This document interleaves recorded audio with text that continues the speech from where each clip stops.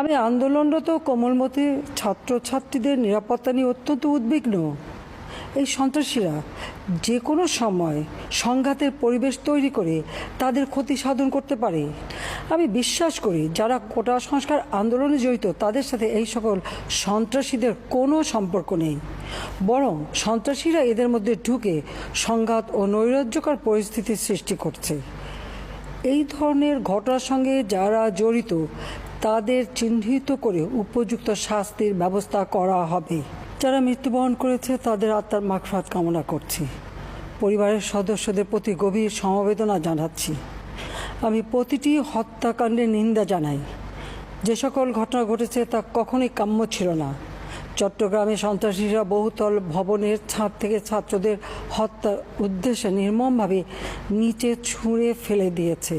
অনেক ছাত্রের হাত পায়ে রগ কেটে দেয়, তাদের উপর লাঠি পেটা ও ধারালো অস্ত্র দ্বারা আঘাত করে।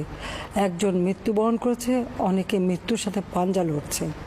ঢাকা, রংপুর এবং রাজশাহী বিশ্ববিদ্যালয়ের উপাচার্যের বাসভবন ও ছাত্রছাত্রীদের আবাসিক হলে অগ্নিসংযোগ ও ভাঙচুর করা হয়।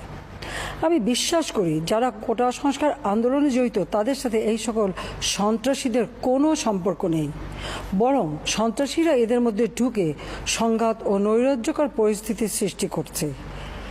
এই ধরনের ঘটনার সঙ্গে যারা জড়িত তাদের চিহ্নিত করে উপযুক্ত শাস্তির ব্যবস্থা করা হবে। যারা হত্যাকাণ্ডের শিকার হয়েছে তাদের পরিবারের জন্য জীবন জীবিকা নির্বাহের ক্ষেত্রে যে সহযোগিতা দরকার তা আমি করব। আমি দ্ব্যর্থহীনভাবে ঘোষণা করছি, যারা হত্যাকাণ্ড, লুটপাট ও সন্ত্রাসী কর্মকাণ্ড চালিয়েছে, এরা যেই হোক না কেন, তারা যেন উপযুক্ত শাস্তি পায় সে ব্যবস্থা নেওয়া হবে। আমি আরও ঘোষণা করছি, হত্যাকাণ্ড সহ যে সকল অনভিপ্রেত ঘটনা ঘটেছে সুষ্ঠু ও ন্যায় বিচারের স্বার্থে সে সকল বিষয়ে বিচার বিভাগীয় তদন্ত করা হবে।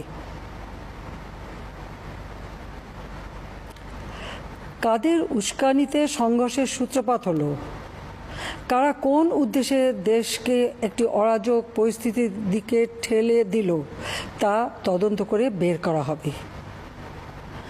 আমি আন্দোলনরত কোমলমতি ছাত্রছাত্রীদের নিরাপত্তা নিয়ে অত্যন্ত উদ্বিগ্ন।